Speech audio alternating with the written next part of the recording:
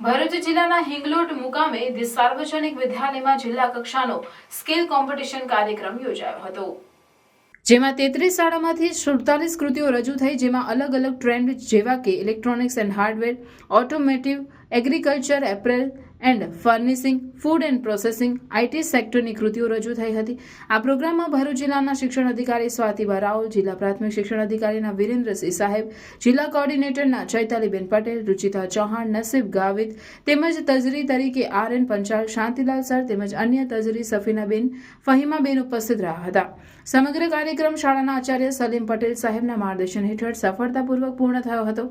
આ કાર્યક્રમમાં 250 જેટલા બાળકો અને 47 વીટી શિક્ષકો હાજર રહ્યા હતા। કાર્યક્રમમાં શાળાના ટ્રસ્ટી દિલાવરભાઈ, સિરાજભાઈ, ઇલિયાસ પટેલ તેમજ ગામના આગેવાન સાજિદભાઈ પણ હાજર રહ્યા હતા। રિયાઝભાઈ પત્રકાર હાજર રહ્યા હતા। કાર્યક્રમનું સંચાલન ધોરણ 12ની ટીમ તેમજ શિક્ષક ઇમરાનભાઈ કડવા અને શબનમ બહેને કર્યું હતું। આ કાર્યક્રમ દરમિયાન શાળામાં ચા નાસ્તો તેમજ જમવાની વ્યવસ્થા પણ કરવામાં આવી હતી।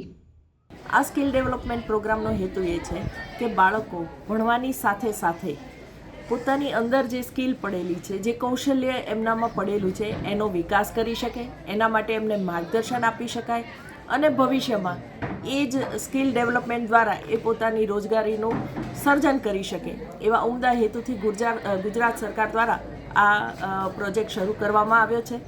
અને આ પ્રોજેક્ટ અંતર્ગત ભરૂચ જિલ્લાની અંદર 20 સરકારી શાળાઓ અને 15 ગ્રાન્ટીન એડ શાળાઓના બાળકો અત્યારે હાલ વોકેશનલ તાલીમ લઈ રહ્યા છે। 47 જેટલા ટ્રેડમાં વોકેશનલ તાલીમ આપવામાં આવે છે।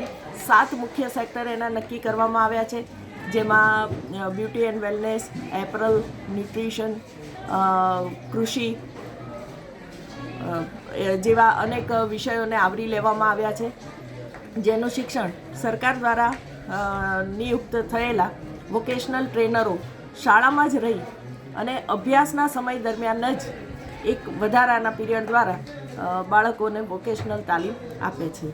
આજે આ બાળકોનો સ્કિલ કોમ્પિટિશનનું આયોજન કરવામાં આવ્યું છે। 46 જેટલી કૃતિ આવેલી છે। જિલ્લા કક્ષાની આ સ્પર્ધા છે, એમાં દરેક બાળકોએ અલગ અલગ ટ્રેડમાં એક કૃતિ તૈયાર કરી છે સ્કિલ ડેવલપમેન્ટ અંગેની, અને એ કૃતિ પૈકી જે કૃતિ પસંદગી પામશે એ કૃતિ રાજ્ય કક્ષાની સ્પર્ધા માટે ગાંધીનગર જશે।